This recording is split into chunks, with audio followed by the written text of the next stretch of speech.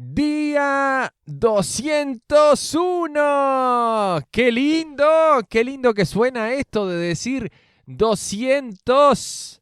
Estamos en el 201. Vamos a seguir aprendiendo, a seguir recibiendo hasta el final. No paramos. En este día 201, el menú que tenemos para el día de hoy es Segunda de Crónicas, capítulo 33, capítulo 34 y Salmo 126 y Salmo 127.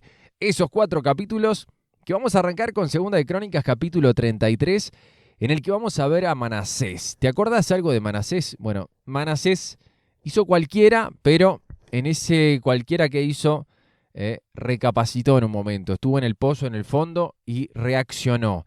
Cosa que siempre tenemos que hacer nosotros, siempre, nunca te olvides de volver a Dios. Dios siempre te está esperando con los brazos abiertos, te ama como nadie y no seas tonto, no seas tonta, no te revuelques más en el barro. Si estás mal, volvé, andá a los brazos de Dios, que Dios te ama como nadie. Siempre podemos ir a los brazos de Dios, no importa qué estupidez hayamos hecho, Dios siempre nos está esperando con los brazos abiertos. Vamos a arrancar Segunda de Crónicas, capítulo 33, que dice así. Manasés tenía 12 años cuando subió al trono y reinó en Jerusalén 55 años. Hizo lo malo a los ojos del Señor y siguió las prácticas detestables de las naciones paganas que el Señor había expulsado de la tierra al paso de los israelitas. Reconstruyó los santuarios paganos que su padre Ezequías había derribado, construyó altares para las imágenes de Baal y levantó postes dedicados a la diosa Acera. También se inclinó ante todos los poderes de los cielos y les rindió culto.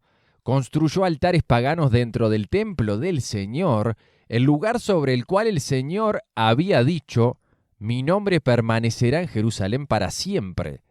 Construyó estos altares para todos los poderes de los cielos en ambos atrios del templo del Señor. Manasés también sacrificó a sus propios hijos en el fuego en el valle de Ben Hinnom, practicó la hechicería, la adivinación y la brujería y consultó a los médiums y a los videntes. Hizo muchas cosas que eran malas a los ojos del Señor y con eso provocó su enojo. Incluso Manasés tomó un ídolo que había tallado y lo colocó en el templo de Dios, en el mismo lugar donde Dios les había dicho a David y a su hijo Salomón: mi nombre será honrado para siempre en este templo y en Jerusalén, la ciudad que he escogido entre todas las tribus de Israel. Si los israelitas se aseguran de obedecer mis mandatos, todas las leyes, los decretos y las ordenanzas que les di por medio de Moisés, no los expulsaré de esta tierra que aparté para sus antepasados. Sin embargo, Manasés llevó al pueblo de Judá y de Jerusalén a cometer cosas aún peores de las que habían hecho las naciones paganas que el Señor había destruido cuando el pueblo de Israel entró en la tierra. El Señor les habló a Manasés y a su pueblo, pero no hicieron caso a sus advertencias. De modo que el Señor envió a los comandantes de los ejércitos asirios y tomó a Manasés prisionero. Le pusieron un aro en la nariz, lo sujetaron con cadenas de bronce y se lo llevaron a Babilonia. Pero cuando estaba sumido en profunda angustia, Manasés buscó al Señor su Dios y se humilló con sinceridad ante el Dios de sus antepasados. Cuando oró, el Señor lo escuchó y se conmovió por su petición. Así que el Señor hizo que Manasés regresara a Jerusalén y a su reino. Entonces Manasés finalmente se dio cuenta de que el Señor es el único Dios. Después de esto, Manasés reconstruyó la muralla exterior de la ciudad de David, desde el occidente del manantial de Gihón, en el valle de Cedrón, hasta la puerta del pescado, y continuó alrededor de la colina de Ofel. Edificó la muralla muy alta. Además, colocó a sus oficiales militares en todas las ciudades fortificadas de Judá. Manasés también quitó los dioses ajenos y el ídolo del templo del Señor. Derribó todos los altares que había construido en el monte donde estaba el templo y todos los altares que había en Jerusalén y los arrojó fuera de la ciudad. Después restauró el altar del Señor y allí sacrificó ofrendas de paz y ofrendas de acción de gracias. También alentó al pueblo de Judá para que adorara al Señor, Dios de Israel. Sin embargo, la gente seguía ofreciendo sacrificios en los santuarios paganos, aunque solo los ofrecía al Señor su Dios. Los demás acontecimientos del reinado de Manasés, su oración a Dios y las palabras que los videntes le hablaron en nombre del Señor, Dios de Israel, están registradas en el libro de los reyes de Israel. La oración de Manasés, el relato de la forma en que Dios le respondió y el relato de todos sus pecados y su infidelidad están escritos en el registro de los videntes. Incluye una lista de los sitios donde antes de que se humillara y se arrepintiera, construyó santuarios paganos y levantó ídolos y postes dedicados a la diosa Acera. Cuando Manasés murió, lo enterraron en su palacio, luego su hijo Amón lo sucedió en el trono. Hacemos un paréntesis antes de hablar de Amón. Triste y lindo lo de Manasés, ¿no? Porque tuvo un comienzo espantoso, pero un final lindo, un final en el que se arrepintió, un final en el que empezó a buscar a Dios, empezó a ordenar su vida, empezó a intentar que otros también se rindieran a Dios, y por más que había hecho todas las cosas tan mal, tuvo un final excelente, ¿no? Qué lindo esto, qué lindo, porque a veces uno ve ciertas personas como Manasés que estaban metidos en la hechicería, en cualquier cosa, y uno dice, este es un caso perdido, pero no para Dios. Para Dios no hay casos perdidos. Dios puede transformar cualquier vida. Lo único que necesita es arrepentirse y buscarlo a Dios. Cualquiera que lo busque a Dios lo va a encontrar si lo busca de todo corazón. Seguimos en el versículo 21. Amón tenía 22 años cuando subió al trono y reinó en Jerusalén 2 años. Él hizo lo malo a los ojos del Señor, así como su padre Manasés. Rindió culto y ofreció sacrificios a todos los ídolos que su padre había hecho. Pero a diferencia de su padre, no se humilló ante el Señor, sino que Amón pecó aún más. Tiempo después, los propios funcionarios de Amón conspiraron contra él y lo asesinaron en su palacio. Pero los habitantes del reino mataron a todos los que habían conspirado contra el rey Amón y luego proclamaron rey a su hijo Josías. Ahí finalizamos Segunda de Crónicas, capítulo 33. Triste lo de Amón, que hizo lo malo ante los ojos del Señor, así como lo malo que había hecho su papá. Pero a diferencia de su papá, decía el versículo 23, no se humilló ante el Señor, sino que Amón pecó aún más. Este es la clave del cambio, la humillación. Su papá sí se humilló ante el Señor, Amón no se quiso humillar ante Dios y tuvo un final espantoso. Como el que le espera a todo aquel que no se quiera humillar, que no se quiera rendir al Señor. Vamos a Segunda de Crónicas, capítulo 34, que dice así: Josías tenía 8 años cuando subió al trono y reinó en Jerusalén 31 años. Hizo lo que era agradable a los ojos del Señor y siguió el ejemplo de su antepasado David. No se apartó de lo que era correcto. Durante el 8º año de su reinado, siendo aún joven, Josías comenzó a buscar al Dios de su antepasado David.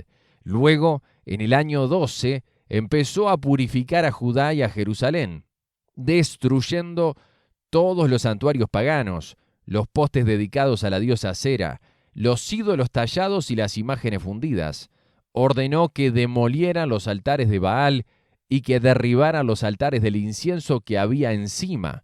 También se aseguró de que despedazara los postes dedicados a la diosa Acera, los ídolos tallados y las imágenes fundidas, y que los pedazos fueran esparcidos sobre las tumbas de aquellos que les habían ofrecido sacrificios. Quemó los huesos de los sacerdotes paganos sobre sus propios altares y de esta manera purificó a Judá y a Jerusalén. Hizo lo mismo que en las ciudades de Manasés, Efraín, Simeón e incluso hasta tan lejos como Neftalí y en las regiones que las rodean. Destruyó los altares paganos y los postes dedicados a la diosa Acera y redujo los ídolos a polvo. Derribó todos los altares del incienso en toda la tierra de Israel y finalmente volvió a Jerusalén. En el año 18 de su reinado, después de haber purificado el país y el templo, Josías se encargó a Safán, hijo de Azalía, a Maseías, el gobernador de Jerusalén, y a Joa, hijo de Joacás, el historiador real, para que repararan el templo del Señor su Dios. Estos hombres le dieron al sumo sacerdote Hilcías el dinero que habían recaudado los levitas que servían como porteros en el templo de Dios. Las ofrendas las traía la gente de Manasés, de Efraín y los que quedaban de Israel, al igual que la gente de todo Judá, de Benjamín y de Jerusalén. El sumo sacerdote les confió el dinero a los hombres designados para supervisar la restauración del templo del Señor. A su vez, ellos pagaban a los trabajadores que hacían las reparaciones y la renovación del templo. Contrataron carpinteros y constructores, los cuales compraban piedras labradas para las paredes y madera para las vigas y los soportes. Restauraron lo que los reyes anteriores de Judá habían permitido que cayera en ruinas. Los obreros servían fielmente bajo el liderazgo de Jaat y Abdías, levitas del clan de Merari, y de Zacarías y Mesulam, levitas del clan de Coat. Otros levitas, todos músicos hábiles, quedaron encargados de los trabajadores de los diversos oficios. Incluso otros ayudaban como secretarios, oficiales y porteros. Mientras sacaban el dinero recaudado en el templo del Señor, el sacerdote Hilcías encontró el libro de la ley del Señor que escribió Moisés. Hilcías le dijo a Safán, secretario de la corte: «He encontrado el libro de la ley en el templo del Señor». Entonces Hilcías le dio el rollo a Safán. Safán llevó el rollo al rey y le informó: «Sus funcionarios están haciendo todo lo que se les asignó. El dinero que se recaudó en el templo del Señor ha sido entregado a los supervisores y a los trabajadores». Safán también dijo al rey: «El sacerdote Hilcías me entregó un rollo». Así que Safán se lo leyó al rey. Cuando el rey oyó lo que estaba escrito en la ley, rasgó su ropa en señal de desesperación. Luego dio las siguientes órdenes a Hilcías, a Ahicam, hijo de Safán, a Acbor, hijo de Micaías, a Safán, secretario de la corte, y a Asaías, consejero personal del rey: «Vayan al templo y consulten al Señor por mí y por todo el remanente de Israel y de Judá. Pregunten acerca de las palabras escritas en el rollo que se encontró, pues el gran enojo del Señor ha sido derramado sobre nosotros, porque nuestros antepasados no obedecieron la palabra del Señor. No hemos estado haciendo todo lo que este rollo dice que debemos hacer». Entonces Hilcías y los otros hombres se dirigieron al barrio nuevo de Jerusalén para consultar a la profetisa Hulda. Ella era la esposa de Salum, hijo de Ticva, hijo de Aras, el encargado del guardarropa del templo. Ella les dijo: «El Señor, Dios de Israel, ha hablado. Regresen y díganle al hombre que los envió. Esto dice el Señor: traeré desastre sobre esta ciudad y sobre sus habitantes. Todas las maldiciones escritas en el rollo que fue leído al rey de Judá se cumplirán, pues los de mi pueblo me han abandonado y han ofrecido sacrificios a dioses paganos. Estoy muy enojado con ellos por todo lo que han hecho. Mi enojo será derramado sobre este lugar y no se apagará.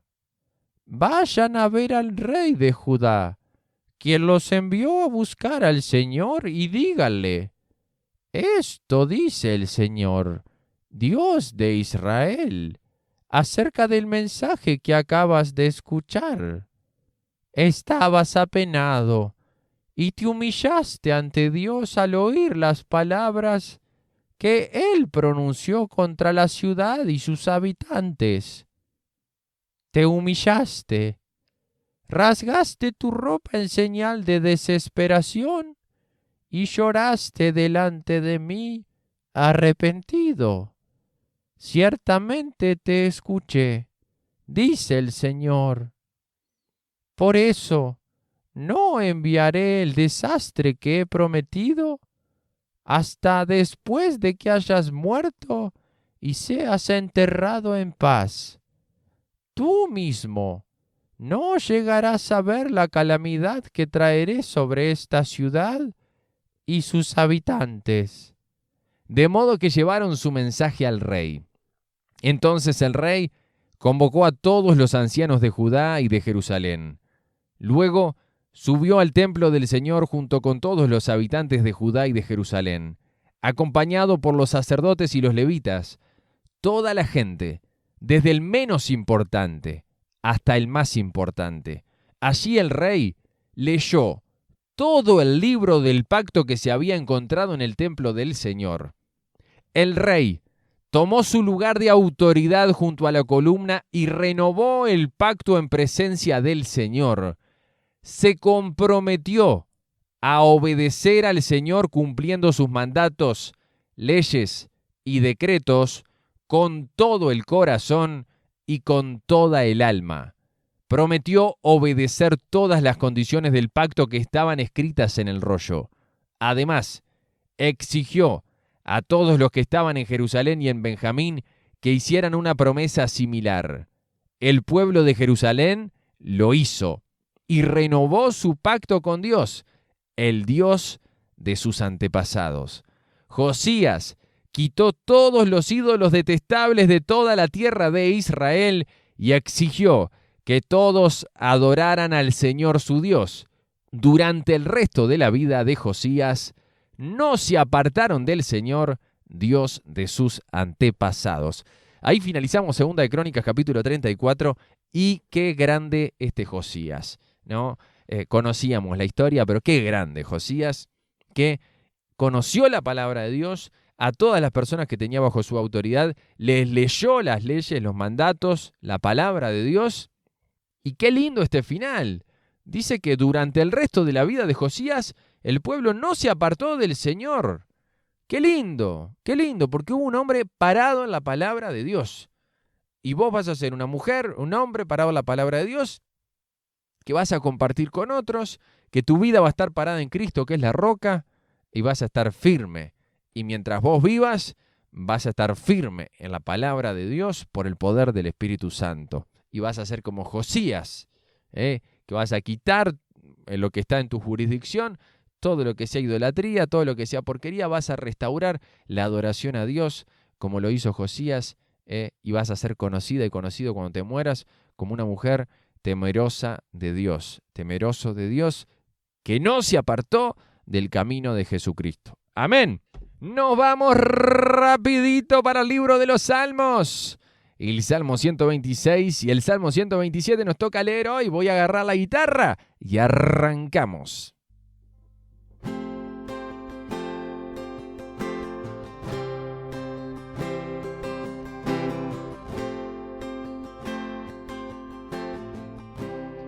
Cántico para los peregrinos que suben a Jerusalén. Cuando el Señor trajo a los desterrados de regreso a Jerusalén, fue como un sueño. Nos llenamos de risa y cantamos de alegría. Y las otras naciones dijeron: ¡cuántas maravillas ha hecho el Señor por ellos! Así es. El Señor ha hecho maravillas por nosotros. ¡Qué alegría!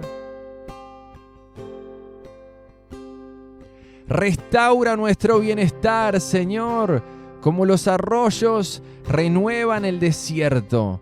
Los que siembran con lágrimas cosecharán con gritos de alegría.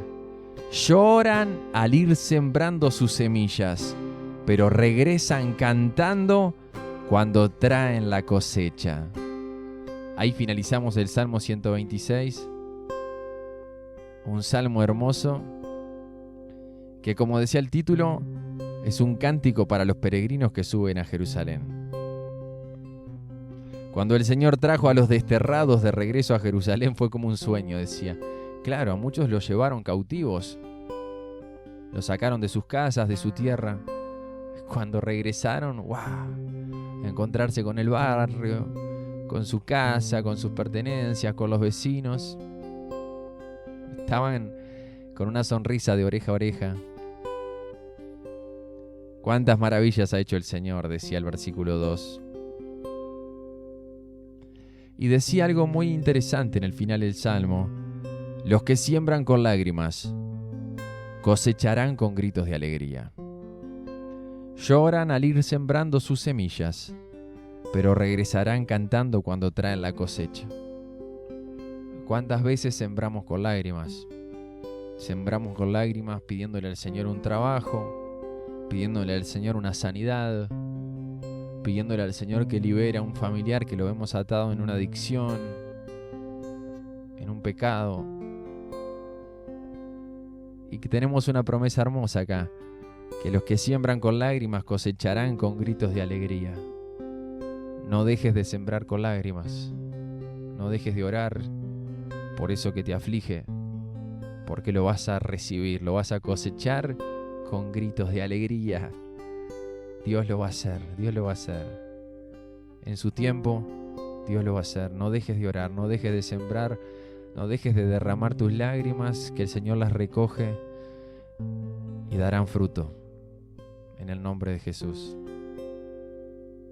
Vamos al Salmo 127, que dice: cántico para los peregrinos que suben a Jerusalén, Salmo de Salomón.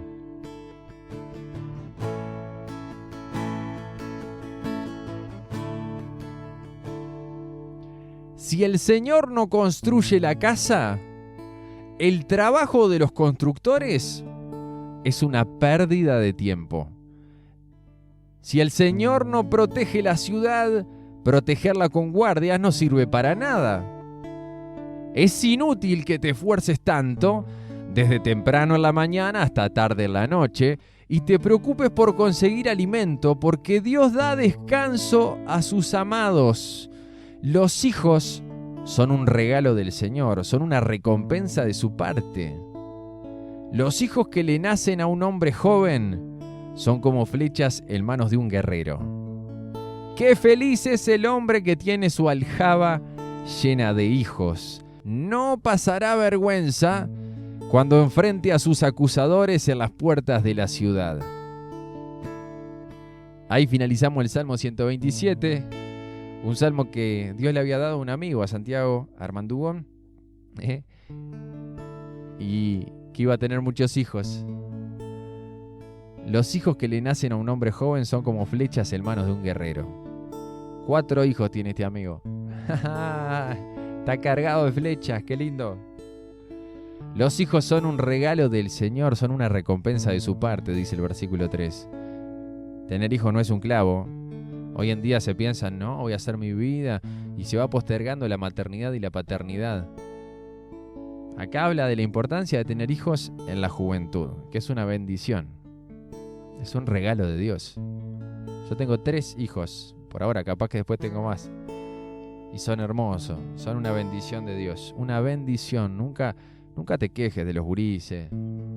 Dan trabajo, sí, pero cuánta alegría traen también, ¿no? Qué hermoso, yo disfruto mucho de estar con mis hijos, de compartir con ellos. Y vamos a terminar con el principio del Salmo. Si el Señor no construye la casa, el trabajo de los constructores es una pérdida de tiempo. Si el Señor no protege la ciudad, protegerla con guardias no sirve para nada. Es inútil que te esfuerces tanto, desde temprano la mañana hasta tarde la noche, y te preocupes por conseguir alimento, porque Dios da descanso a sus amados. Esto no quiere decir que no tenés que esforzarte, pero lo que está diciendo es que tenés que descansar en Dios, y que lo más importante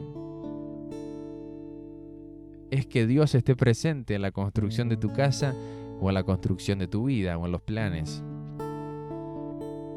Porque si Dios no está construyendo eso, es una pérdida de tiempo.